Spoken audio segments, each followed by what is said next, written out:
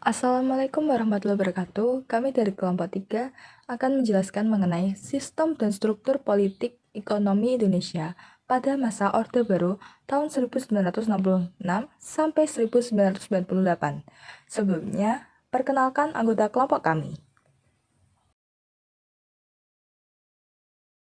Subbab yang akan kami bahas yaitu mengenai masa transisi, stabilisasi politik dan rehabilitasi ekonomi, integrasi Timur-Timur, dan dampak kebijakan politik dan ekonomi masa Orde Baru.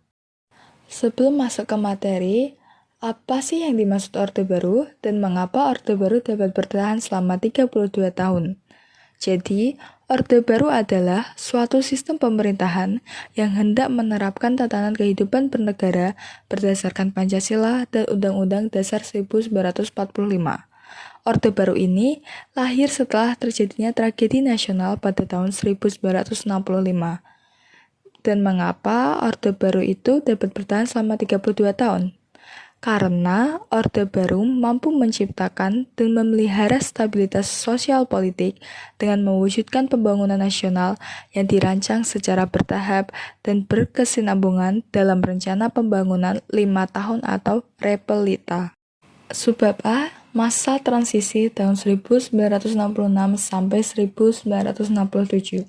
Pertama, aksi-aksi Tritura.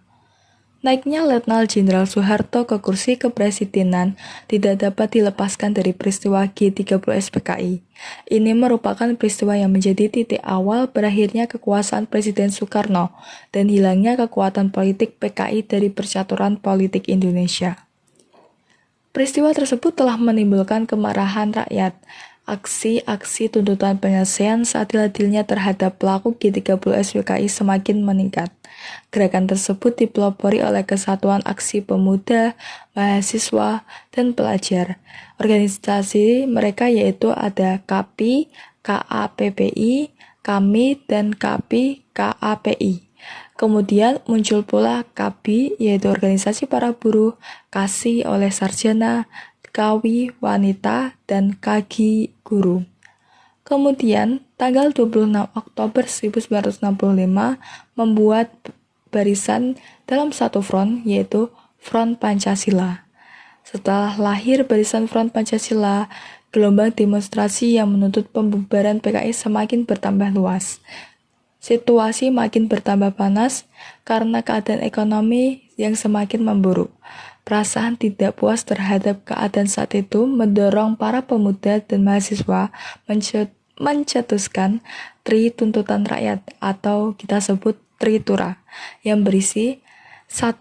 Pembubaran PKI, 2. Pembersihan kabinet dari unsur-unsur G30 SPKI, 3.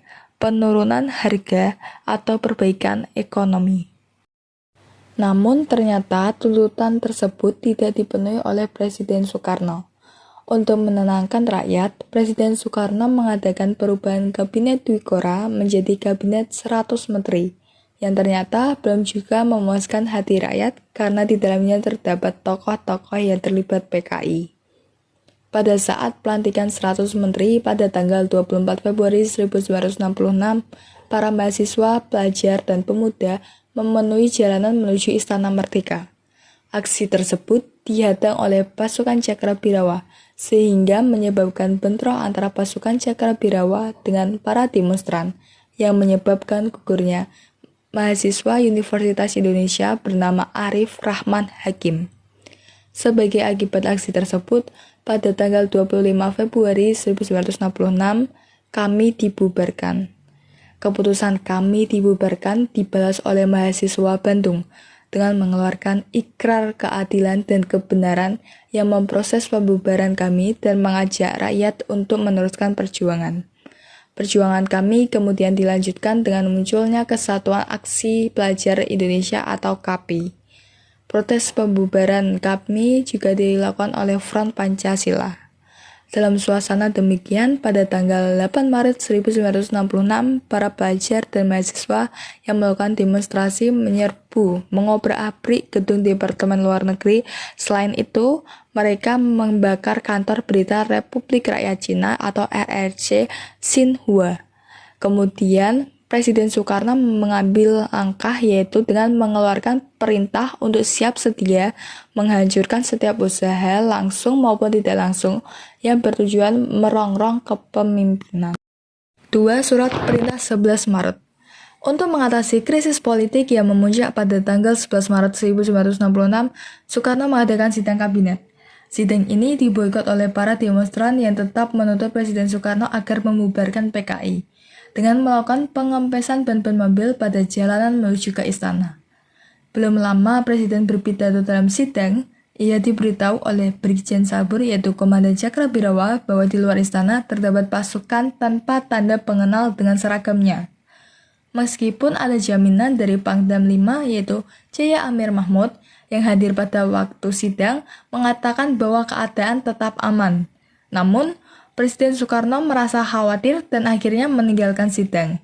Tindakan itu diikuti oleh Waberdam pertama yaitu Dr. Subandrio dan Waberdam ketiga yaitu Dr. Hairul Saleh yang bersama-sama dengan Presiden menuju ke Bogor menggunakan helikopter. Sidang kemudian ditutup oleh Waberdam kedua yaitu Dr. J. Laimena. Kemudian menyusul ke Bogor juga tetapi menggunakan mobil. Sementara itu, 3 orang perwira tinggi TNI AD yaitu Maijen Basuki Rahmat, Brigjen M. Yusuf, Brigjen Amir Mahmud yang juga mengikuti sidang paripurna kabinet sepakat menyusul Presiden Soekarno ke Bogor. Sebelum berangkat, ketiga perwira tinggi itu minta izin kepada atasannya yaitu Letnan Jenderal Soeharto. Pada waktu itu, Jenderal Soeharto sedang sakit sehingga diharuskan beristirahat di rumah.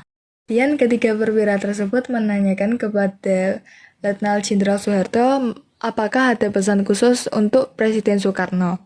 Pak Soeharto menjawab, sampaikan saja bahwa saya tetap pada kesanggupan saya, beliau akan mengerti. Ternyata latar belakang dari ucapan itu adalah bahwa sejak pertemuan mereka di Bogor pada tanggal 2 Oktober 1965 setelah meletusnya pemberontakan G30 SPKI. Soeharto berpendapat mengenai kunci meredakan pergolakan rakyat yaitu dengan cara membubarkan PKI. Sementara sebaliknya Presiden Soekarno berpendapat tidak akan membubarkan PKI karena bertentangan dengan Nasakom yang telah dicanangkan ke seluruh dunia. Di Istana Bogor, ketiga perwira tersebut mengadakan pembicaraan dengan Presiden yang didampingi oleh Dr. Subandrio, Dr. J. Laimena, dan Dr. Hairul Saleh. Sesuai dengan kesimpulan, diperintahkan membuat konsep surat perintah kepada Letnan Jenderal Soeharto untuk memulihkan keadaan dan kewibawaan pemerintah. Setelah dibahas bersama, akhirnya Presiden Soekarno menandatangani surat perintah yang kemudian terkenal dengan nama Surat Perintah 11 Maret atau Super Semar. Super Semar berisi pemberian mandat kepada Letnan Jenderal Soeharto selaku Panglima Angkatan Darat untuk memulihkan keadaan dan kewibawaan pemerintah. Keluarnya Super Semar dianggap sebagai tonggak lahirnya Orde Baru. Tindakan pertama yang dilakukan oleh Soeharto keesokan harinya setelah menerima surat perintah 11 Maret adalah membubarkan dan melarang PKI beserta organisasi yang seasas dengannya di seluruh Indonesia. Hal tersebut tentunya didukung oleh rakyat. Selain itu, Letnan Jenderal Soeharto juga menyerukan kepada pelajar dan mahasiswa untuk kembali bersekolah. Tindakan berikutnya adalah dikeluarkan Keputusan Presiden nomor 5 tanggal 18 Maret 1966 tentang penahanan 15 orang menteri yang diduga terlibat dengan PKI. 3. Dualisme kepemimpinan nasional. Memasuki tahun 1966 terlihat gejala krisis kepemimpinan nasional yang mengarah pada dualisme kepemimpinan. Di satu pihak, Presiden Soekarno masih menjabat presiden, namun pamornya telah kian merosot. Soekarno dianggap tidak aspiratif terhadap tuntutan masyarakat yang mendesak agar PKI dibubarkan. Sementara itu, Soeharto setelah mendapat surat perintah 11 Maret dari Presiden Soekarno dan sehari sesudah membubarkan PKI, namanya semakin populer. Dalam pemerintahan yang masih dipimpin oleh Soekarno, Soeharto sebagai pengemban Super Semar diberi mandat oleh MPRS untuk membentuk kabinet yang diberi nama Kabinet Ampera. Meskipun Soekarno masih memimpin sebagai pemimpin kabinet, tetapi pelaksanaan pimpinan dan tugas harian dipegang oleh Soeharto. Kondisi seperti ini berakibat pada munculnya dualisme kepemimpinan nasional, yaitu Soekarno sebagai pimpinan pemerintahan sedangkan Soeharto sebagai pelaksana pemerintahan. Presiden Soekarno sudah tidak banyak melakukan tindakan-tindakan pemerintahan, sedangkan Letnan Jenderal Soeharto banyak menjalankan tugas-tugas harian pemerintahan. Artinya dualisme kepemimpinan nasional ini akhirnya menimbulkan pertentangan politik dalam masyarakat, yaitu mengarah pada munculnya pendukung Soekarno dan pendukung Soeharto. Hal ini jelas membahayakan persatuan dan kesatuan bangsa. Dalam sidang MPRS yang digelar sejak akhir bulan Juni sampai awal Juli 1966 memutuskan menjadikan Super Semar sebagai ketetapan TAP MPRS. Dengan dijadikannya Super Semar sebagai TAP MPRS, secara hukum Super Semar tidak lagi bisa dicabut sewaktu-waktu oleh Presiden Soekarno. Bahkan secara hukum Soeharto mempunyai kedudukan yang sama dengan Soekarno, yaitu sebagai mandataris MPRS. Salah seorang sahabat Soekarno, yaitu Mr. Hardy, menemui Presiden Soekarno dan memohon agar Presiden Soekarno membuka prakarsa untuk mengakhiri dualisme kepemimpinan negara. Karena dualisme kepemimpinan inilah yang menjadi sumber konflik politik yang tidak kunjung berhenti. Mr. Hardy menyarankan agar Soekarno sebagai mandataris MPRS menyatakan non-aktif di depan sidang Badan Pekerja MPRS dan menyetujui pembubaran PKI. Presiden Soekarno menyetujui saran Mr. Hardy. Untuk itu disusunlah surat penugasan mengenai pimpinan pemerintahan sehari-hari kepada pemegang surat perintah 11 Maret 1966. Presiden menanyakan kemungkinan mana yang terbaik. Soeharto mengajukan draft berisi pernyataan bahwa Presiden berhalangan atau menyerahkan kekuasaan kepada pengemban surat perintah 11 Maret 1966. Pada awalnya, Presiden Soekarno tidak berkenan dengan usulan tersebut. Namun kemudian sikap Presiden Soekarno melunak. Ia memerintahkan agar Soeharto beserta Panglima Angkatan berkumpul di Bogor pada hari Minggu tanggal 19 Februari 1967. Presiden akhirnya menyetujui draft yang dibuat, dan pada tanggal 20 Februari draft surat itu telah ditandatangani oleh Presiden. Ia meminta agar diumumkan pada hari Rabu 22 Februari 1967, tepatnya pada pukul 19.30. Presiden Soekarno membacakan pengumuman resmi pengunduran dirinya. Pada tanggal 12 Maret 1967, Jenderal Soeharto dilantik menjadi pejabat Presiden Republik Indonesia oleh Ketua MPRS, yaitu Jenderal Abdul Haris Nasution. Setelah setahun menjadi pejabat presiden, Soeharto dilantik menjadi Presiden Republik Indonesia pada tanggal 27 Maret 1968 dalam sidang umum 5 MPRS. B. Stabilisasi politik dan rehabilitasi ekonomi. Pemerintahan Orde Baru memandang bahwa selama Orde Lama telah terjadi penyimpangan terhadap pelaksanaan UUD 1945 dan Pancasila. Di antara penyimpangan tersebut adalah pelaksanaan demokrasi terpimpin dan pelaksanaan politik luar negeri yang cenderung memihak blok komunis atau blok timur. Pemerintahan Orde Baru segera berupaya menjalankan UUD 1945 dan Pancasila secara konsekuen dengan melakukan rehabilitasi dan stabilisasi politik dan keamanan atau Polkam. Tujuan dari rehabilitasi dan stabilisasi tersebut adalah agar dilakukan pembangunan ekonomi bagi kesejahteraan rakyat Indonesia. Dalam melaksanakan rehabilitasi dan stabilisasi Polkam, pemerintah Orde Baru di bawah pimpinan Soeharto menggunakan suatu pendekatan yang dikenal dengan sebagai pendekatan keamanan. 1. Stabilisasi politik dan keamanan sebagai dasar pembangunan.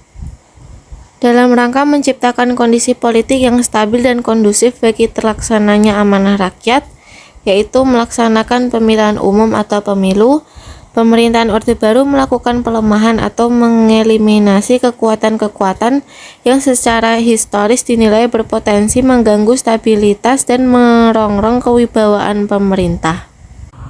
Pada akhir tahun 1971, pemerintah Orde Baru melemparkan gagasan penyederhanaan partai politik dengan alasan-alasan tertentu.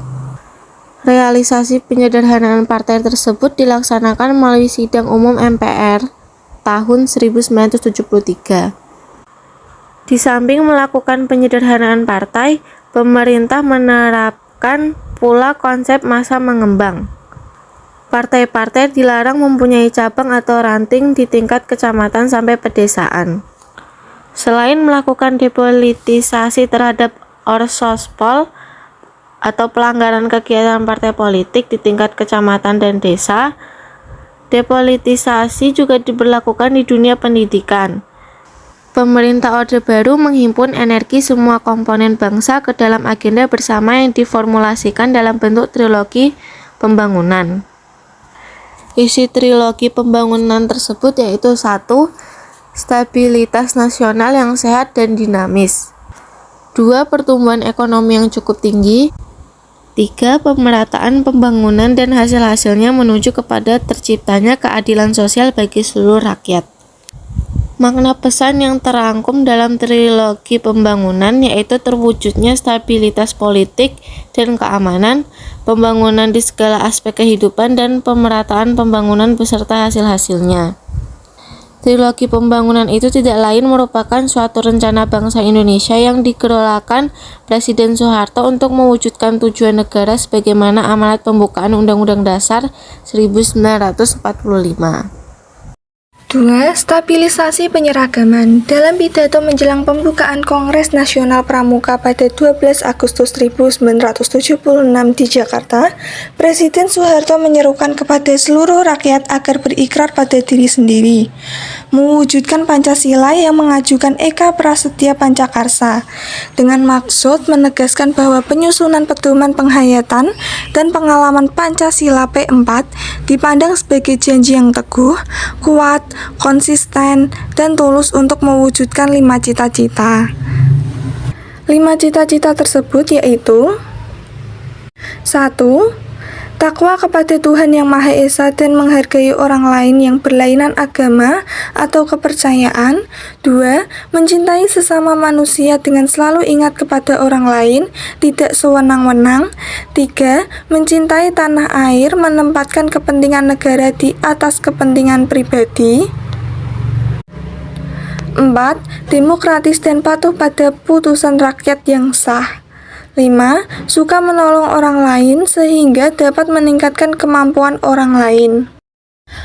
Penataran P4 merupakan suatu bentuk indoktrinasi ideologi sehingga Pancasila menjadi bagian dari sumber kepribadian, sistem budaya, dan sistem nasional masyarakat Indonesia. Tujuan penataran P4 adalah untuk membentuk pemahaman yang sama mengenai demokrasi Pancasila. Sehingga dengan pemahaman yang sama, diharapkan persatuan dan kesatuan nasional akan terbentuk dan terpelihara. Pada 21 Maret 1978, akhirnya rancangan P4 disahkan menjadi TAP MPR nomor 2 MPR tahun 1978. Setelah disahkan, MPR pemerintah membentuk Komisi Penasehat Presiden mengenai P4 yang dipimpin oleh Dr. Ruslan Abdul Ghani. Setelah P4 menjadi TAP MPR dan dilaksanakan selanjutnya, Orsospol yang diseragamkan dalam arti harus mau menerima Pancasila sebagai satu-satunya asas partai dan organisasi yang dikenal dengan sebutan asas tunggal. Gagasan asas tunggal ini disampaikan oleh Presiden Soeharto dalam pidato pembukaan rapat pimpinan ABRI di Pekanbaru Riau tanggal 27 Maret 1980. Melalui sidang MPR, asas tunggal akhirnya diterima menjadi ketetapan MPR, yaitu TAP MPR nomor 2 tahun 1983. 3. Penerapan duifungsi ABRI. Konsep duifungsi empiris sendiri dipahami sebagai jiwa, tekad, dan semangat pengertian ABRI untuk bersama-sama dengan kekuatan perjuangan lainnya, memikul tugas dan tanggung jawab perjuangan bangsa Indonesia, baik di bidang hankam, negara, maupun di bidang kesejahteraan bangsa, dalam rangka menciptakan tujuan nasional berdasarkan Pancasila dan Undang-Undang Dasar 1945. Sebagai kekuatan sosial ABRI adalah suatu unsur dalam kehidupan politik di lingkungan masyarakat yang bersama-sama dengan kekuatan sosial lainnya secara aktif melaksanakan kegiatan-kegiatan pembangunan nasional. Duifungsi ABRI memiliki dua fungsi, yaitu fungsi sebagai pusat kekuatan militer Indonesia dan juga fungsi di bidang politik. Keikutsertaan militer dalam bidang politik secara umum bersifat anti-partai. Militer percaya bahwa mereka merupakan pihak yang setia kepada modernisasi dan pembangunan, sedangkan partai politik dipandang memiliki kepentingan-kepentingan golongan tersendiri. 4. Rehabilitasi ekonomi Orde Baru. Kondisi ekonomi yang diwarisi oleh Orde Lama ialah sangat buruk. Program rehabilitasi ekonomi Orde Baru dilaksanakan berlandaskan pada TAP MPRS nomor 23 tahun 1966 yang isinya antara lain mengharuskan diutamakannya masalah perbaikan ekonomi rakyat di atas segala soal-soal nasional yang lain termaksud soal-soal politik. Prioritas pertama yang dilakukan pemerintah untuk rehabilitasi ekonomi adalah memerangi atau mengendalikan hiperinflasi, antara lain yaitu dengan penyusunan APBN berimbang. Sejalan dengan kebijaksanaan tersebut, pemerintah Orde Baru berupaya menyelesaikan masalah hutang luar negeri sekaligus mencari hutang baru yang diperlukan bagi rehabilitasi maupun pembangunan ekonomi berikutnya. Untuk menanggulangi masalah hutang piutang luar negeri itu, pemerintah Orde Baru berupaya melakukan diplomasi yang intensif dengan mengirimkan tim negosiasinya ke Paris untuk merundingkan hutang piutang negara dan ke London untuk merundingkan hutang piutang swasta. Selain mengupayakan masuknya dana bantuan luar negeri, pemerintah Orde Baru juga berupaya menggalang dana dari dalam negeri, yaitu dana masyarakat. Salah satu strategi yang dilakukan oleh pemerintah bersama-sama Bank Indonesia dan bank milik negara lainnya adalah berupaya agar masyarakat mau menabung. Yang kelima, ada kebijakan pembangunan Orde Baru.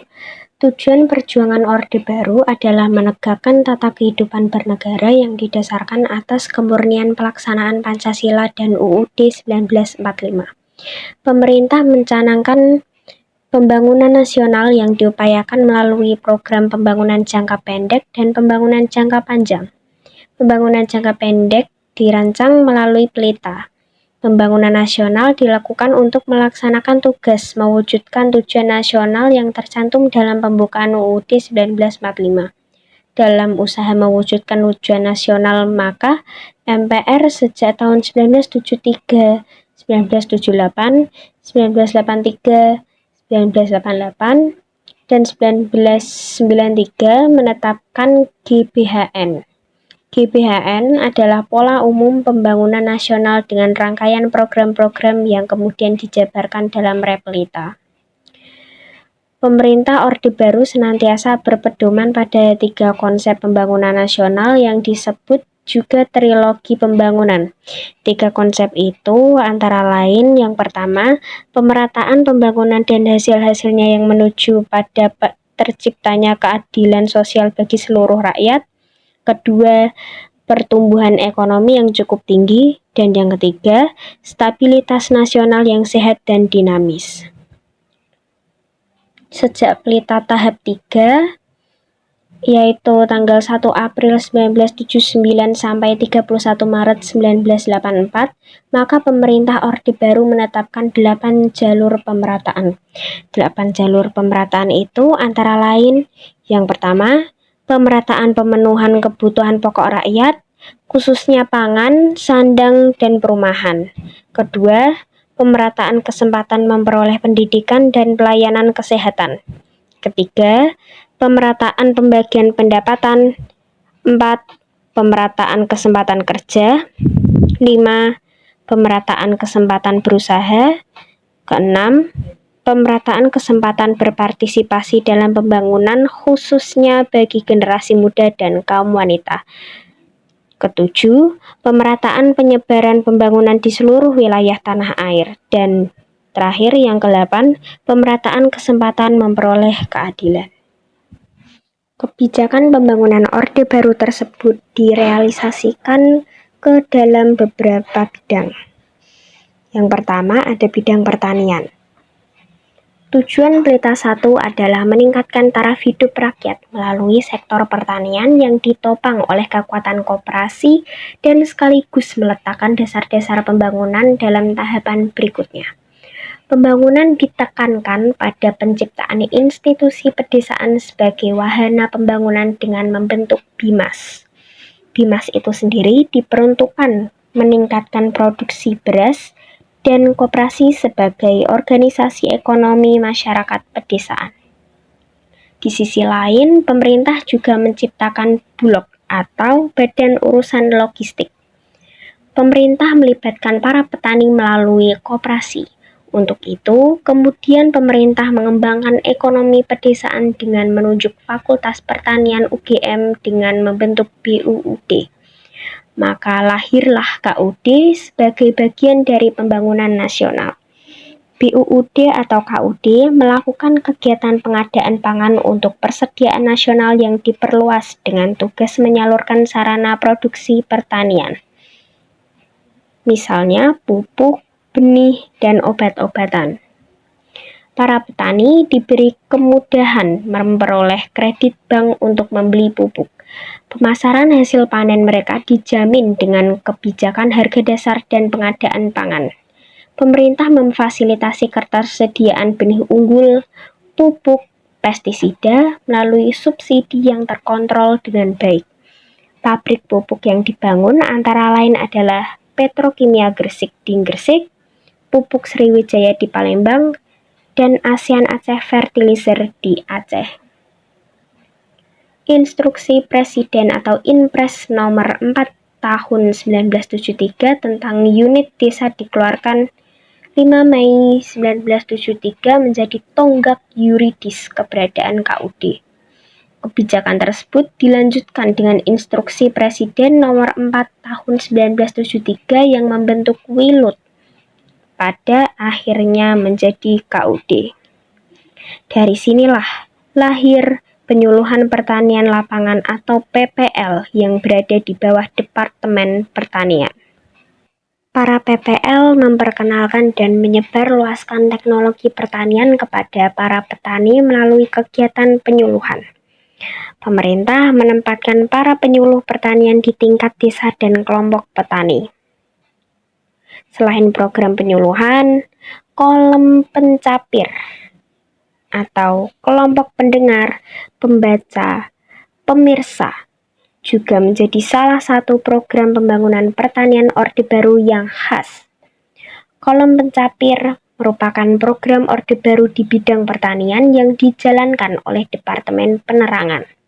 Kolom pencapir diresmikan pada 18 Juni 1984 dengan keputusan Menteri Penerangan RI nomor 110 Menkep 1984. Yang kedua, di bidang pendidikan.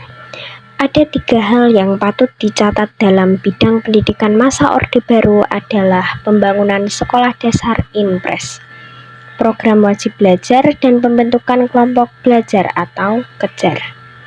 Pada tahun 1973, Soeharto mengeluarkan Inpres nomor 10 tahun 1973 tentang program bantuan pembangunan gedung SD. Program wajib belajar pada era Soeharto mulai dilaksanakan pada 2 Mei 1984. Kebijakan tersebut bertujuan untuk memberikan kesempatan yang sama dan adil kepada seluruh anak Indonesia berusia 7-12 tahun dalam menikmati pendidikan dasar.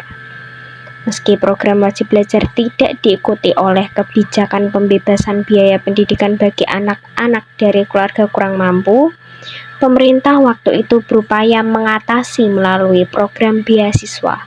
Untuk itu, kemudian muncul program GNOTA.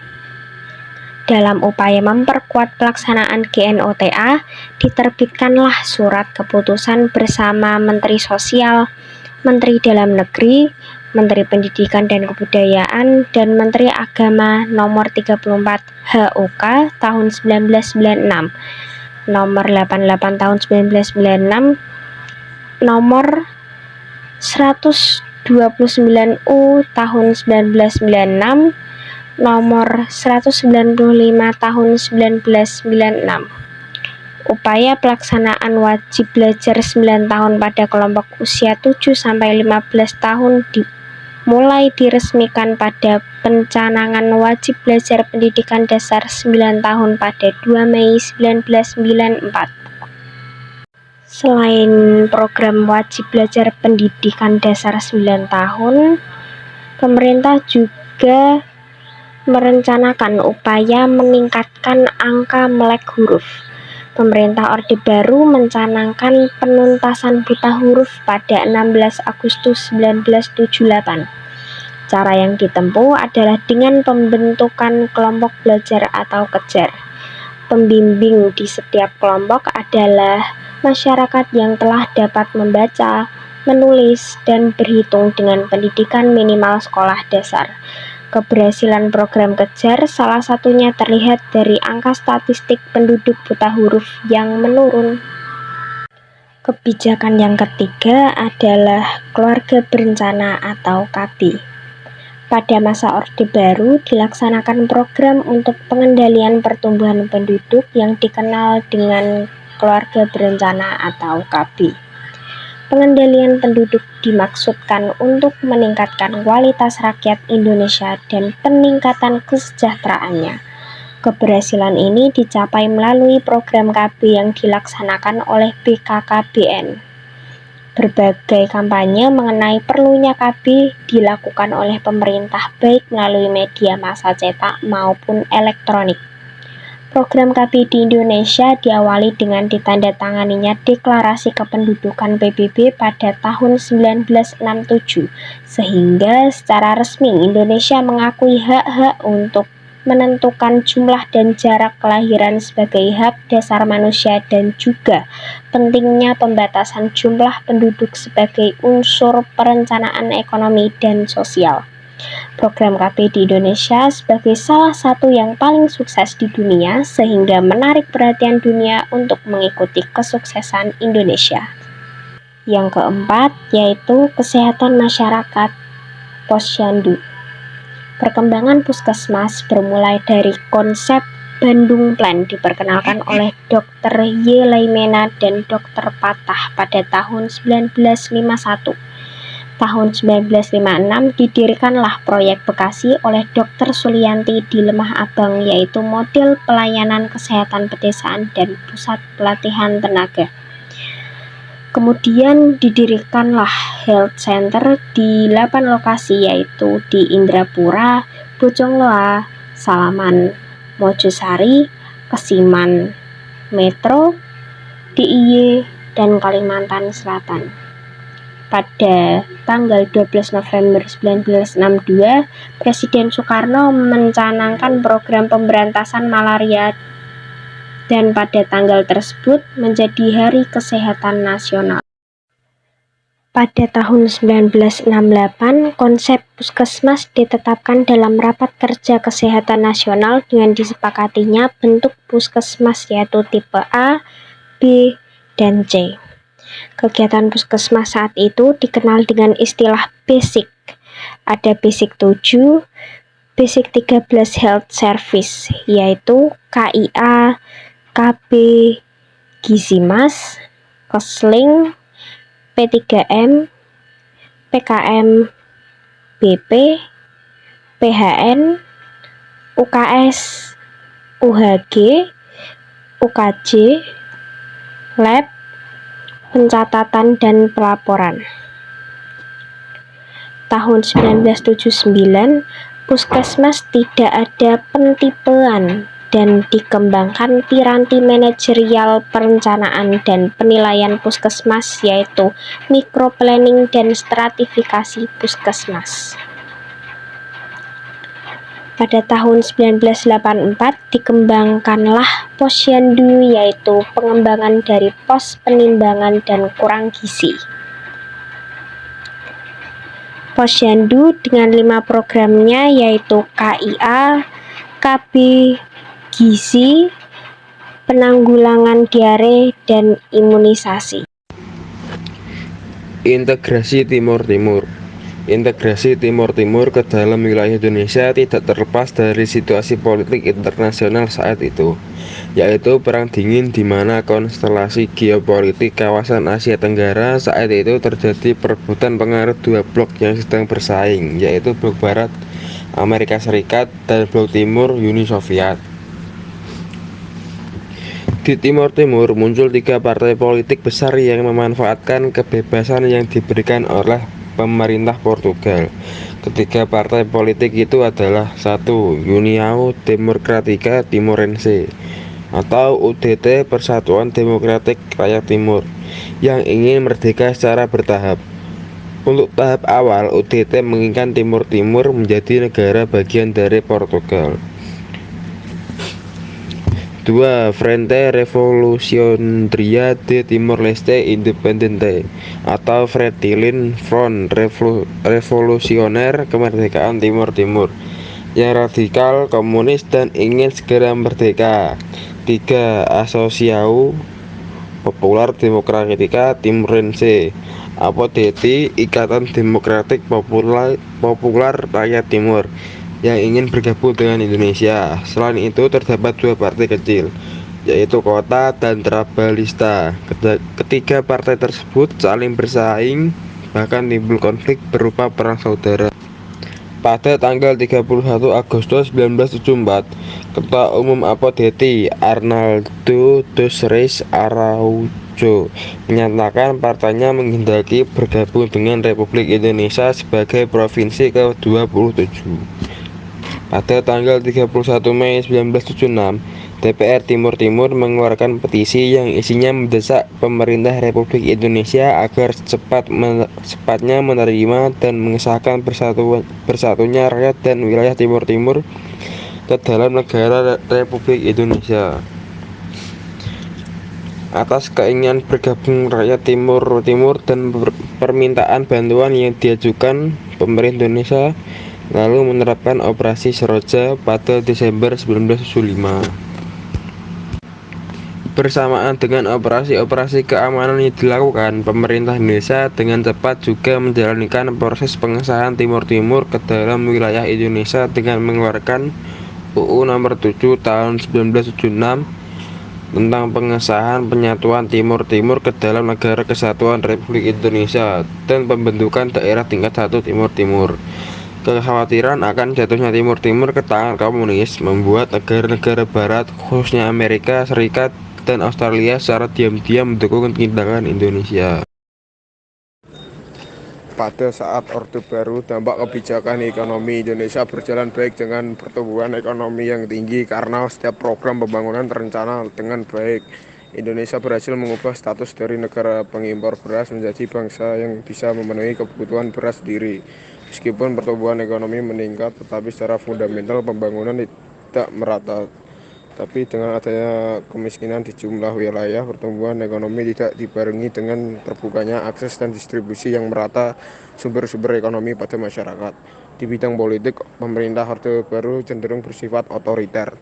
Presiden mempunyai kekuasaan yang sangat besar dalam mengatur jalannya pemerintahan. Peran negara menjadi semakin kuat yang menyebabkan timbulnya pemerintahan yang sentralistis.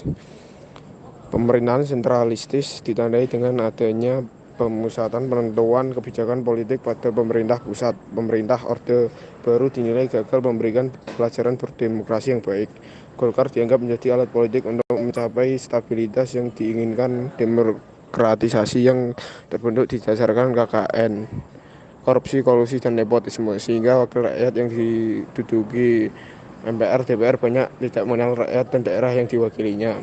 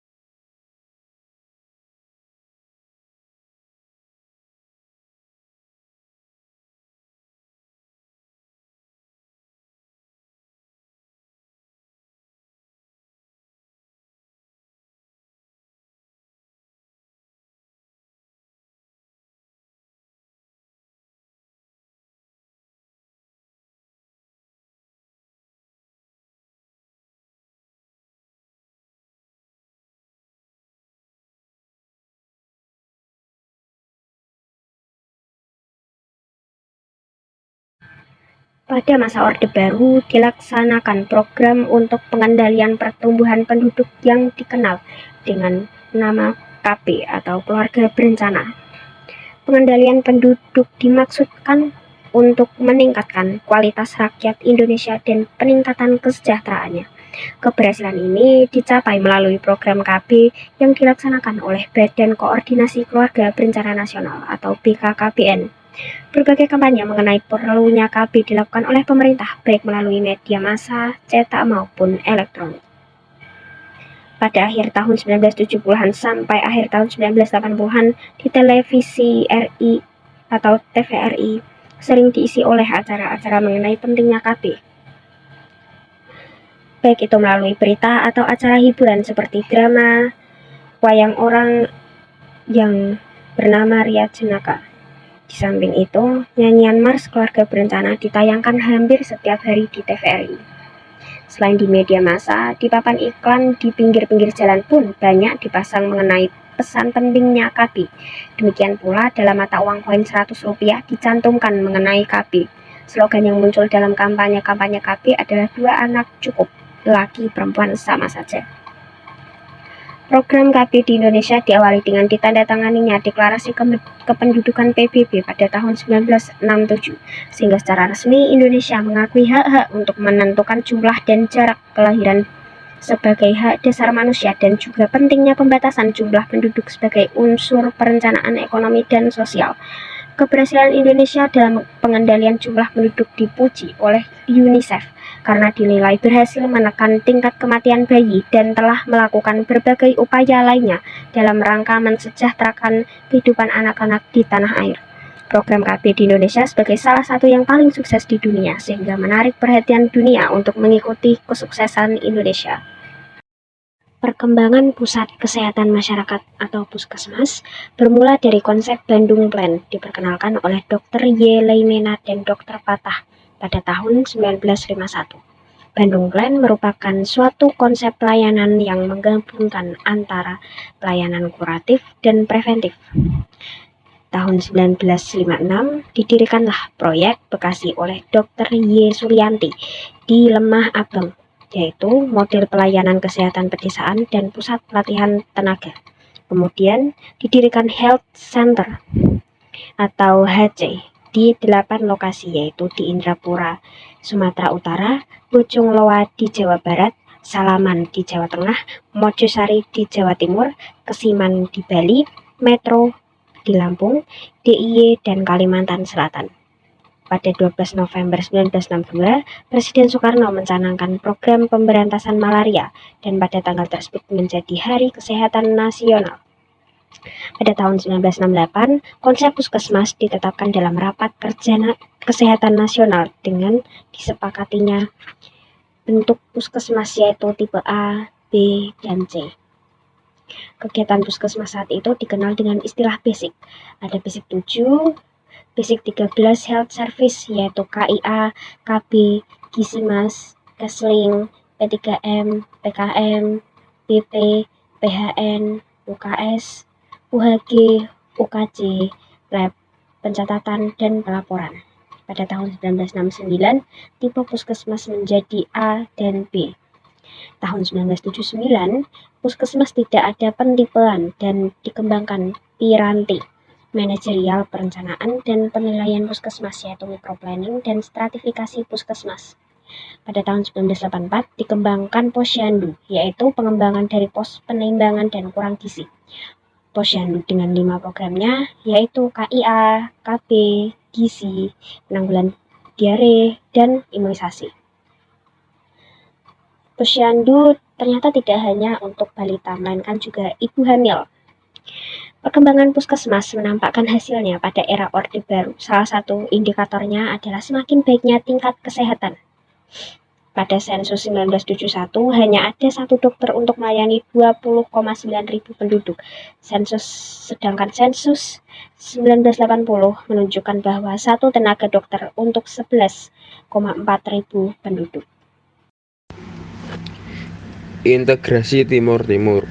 Integrasi Timur-Timur ke dalam wilayah Indonesia tidak terlepas dari situasi politik internasional saat itu, yaitu Perang Dingin, di mana konstelasi geopolitik kawasan Asia Tenggara saat itu terjadi perebutan pengaruh dua blok yang sedang bersaing, yaitu blok Barat Amerika Serikat dan blok Timur Uni Soviet.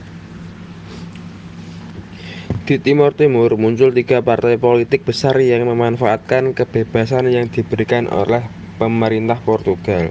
Ketiga partai politik itu adalah: 1. União Democrática Timorense atau UDT, Persatuan Demokratik Rakyat Timur, yang ingin merdeka secara bertahap. Untuk tahap awal, UDT menginginkan Timur Timur menjadi negara bagian dari Portugal. 2. Frente Revolucionaria de Timor-Leste Independente atau Fretilin, Front Revolusioner Kemerdekaan Timur Timur, yang radikal, komunis, dan ingin segera merdeka. 3. Asociação Popular Democrática Timorense APODT, Ikatan Demokratik Popular Rakyat Timur, yang ingin bergabung dengan Indonesia. Selain itu terdapat dua partai kecil, yaitu Kota dan Trabalhista. Ketiga partai tersebut saling bersaing, bahkan timbul konflik berupa perang saudara.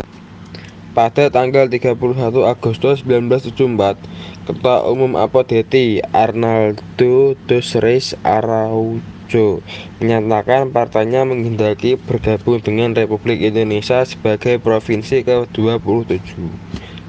Pada tanggal 31 Mei 1976, DPR Timur Timur mengeluarkan petisi yang isinya mendesak pemerintah Republik Indonesia agar secepatnya menerima dan mengesahkan bersatunya rakyat dan wilayah Timur Timur ke dalam negara Republik Indonesia.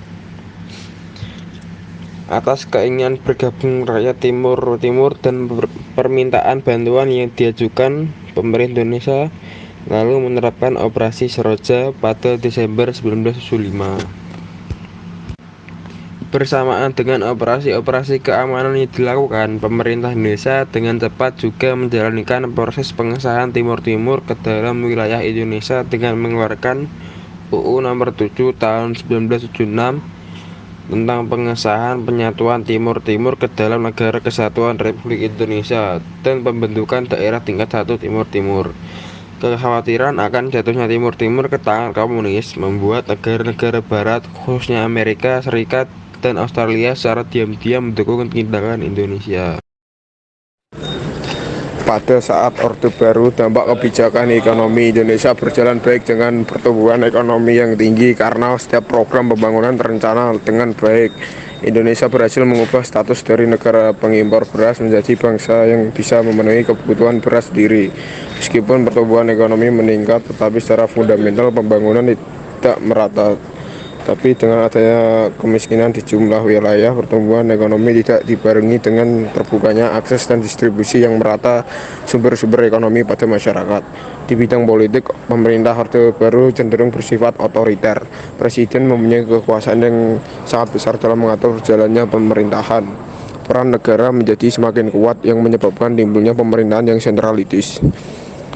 Pemerintahan sentralistis ditandai dengan adanya pemusatan penentuan kebijakan politik pada pemerintah pusat. Pemerintah Orde Baru dinilai gagal memberikan pelajaran berdemokrasi yang baik.